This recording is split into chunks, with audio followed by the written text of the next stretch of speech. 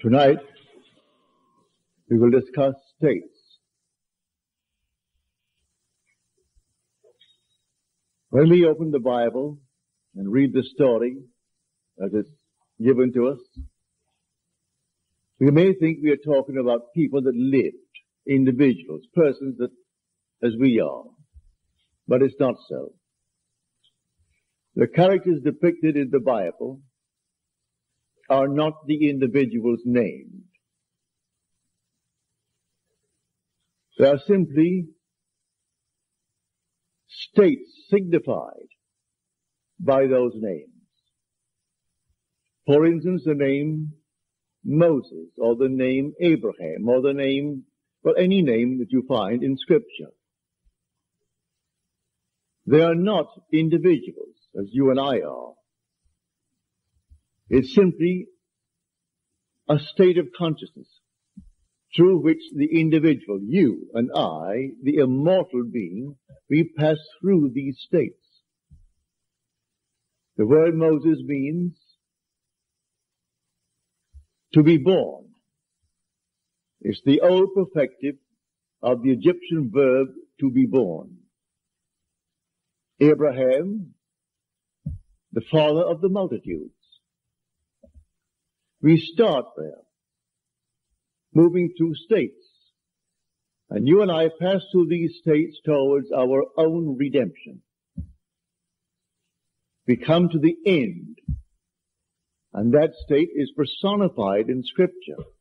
And men take the personification and worship it as a person, stick it on the wall, and then cross themselves before it and genuflect, not knowing that these are states. So we must learn to distinguish between states and the individuals who pass through these states. These states are eternal. They are forever. You are an immortal being, and you move through states. The states remain permanent forever. You pass on. We change states. The states do not change. We change states.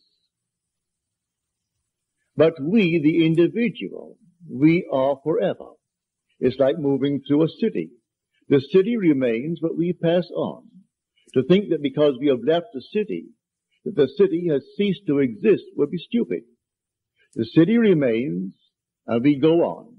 We pass from one state to another state, and finally we come to the end.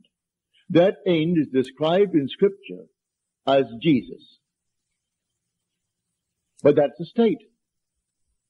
You are the immortal being, passing through states. And when you come to the very end, you are in that state. It was predetermined. It was shown all of us before we started. Shown us in the state called Abraham. We saw it all in detail. And if we entered it reluctantly or not, who knows? Paul tells us that we were made subject unto futility, not willingly, but by the will of him who subjected us in hope.